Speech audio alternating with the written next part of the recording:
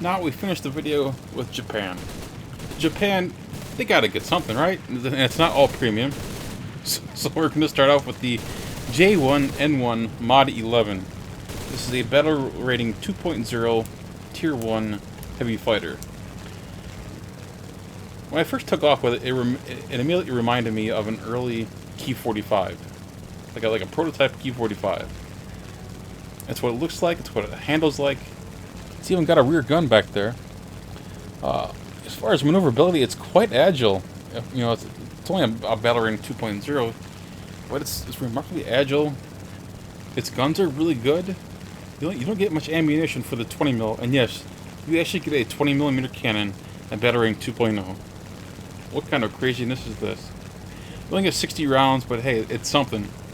You also get two 7.7mm machine guns with 1,200 rounds of ammunition. Again, all of it's centrally mounted on the fuselage, nothing wing mounted. And there we go. Japan gets a flying boat too. Next up, we have the P1Y1 Mod 11. This is a 4.7 battle rating bomber. An interesting bomber because it doesn't have a whole lot of a payload. You can only take a couple of I would say, medium-sized bombs. Nothing too large. An 800-kilogram bomb is your largest single bomb you can take.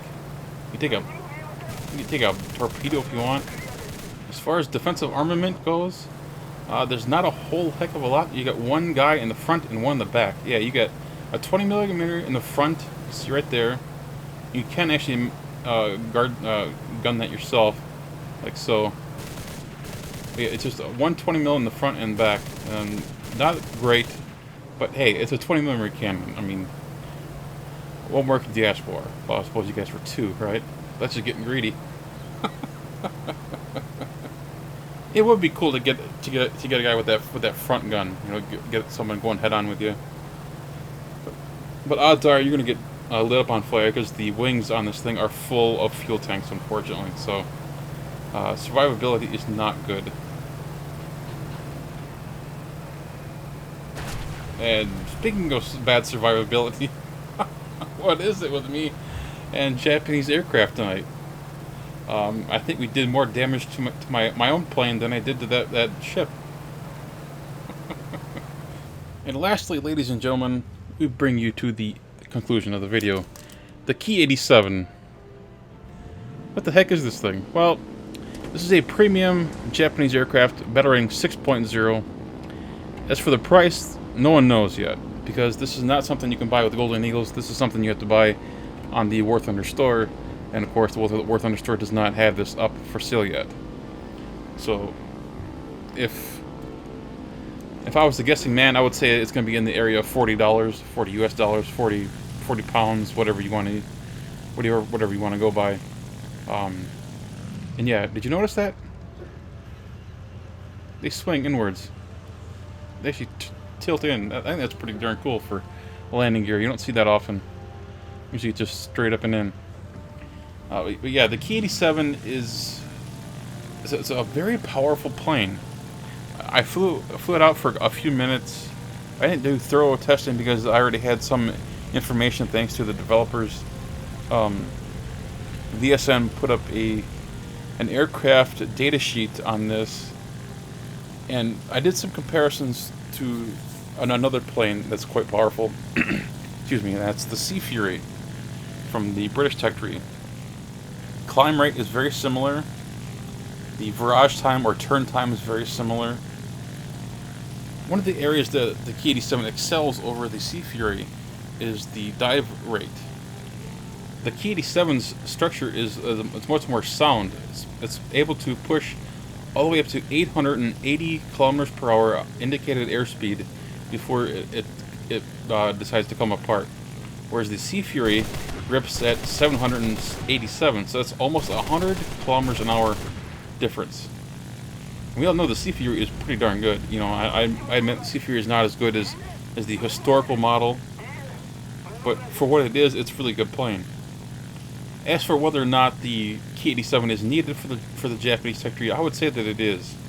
as far as premiums go, there aren't any great Tier 4 fighters except for the except for the A6M5. The J2M4 is not that great. You got the B-17, it's a bomber. I mean, just nothing all that sensational. Then when you think about just in general, the late Tier 4 tech tree for Japan is not all that full. You got the 2 N1K2s, you got the 1 N1K1, you get a couple of Ki-84s, which in my opinion are both over-tiered. I think they have the battle rating that they have because it's Japan and because of the armament that they have. But they lack the high performance, or the top speed and the high altitude performance that the N1K has, or hopefully the Ki-87 will have. I haven't tested this as far as the high altitude performance just yet. I'm gonna wait a little bit more until the plane goes on the live server so that we can get past all of the concerns over whether or not this is a placeholder flight model, because that's always a problem with the dev server. You don't know how finished the flight model is. But for what the Ki-87 was on the dev server, I was pretty happy with it, and I think a lot of you will be happy with it once it goes live. The guns are good. They got two 30 mils and two 20 mils, all centrally mounted. You get 150 rounds per gun. I know it shows both cannons as being the same up in the upper left-hand corner. They need to separate that. That's just a dev server thing. But yeah, good cannons, accurate, lots of ammo. I think people are going to be really happy with this plane. Just a matter of what the price is going to be. That's always the question, right? Anyway, guys, that's going to wrap it up for tonight. I got a massive thunderstorm rolling in here in a couple of hours, so I have to get this video rendered and upload before that hits. Anyway, guys, I hope you all enjoyed this video. I hope you found it informative, maybe even a little funny when I screwed up a couple of those flight tests. Anyway, guys, thanks again for watching. If you enjoyed this video, hit that thumbs up button. It really helps me out. And of course, if you're new to the channel, please subscribe. Take care, guys.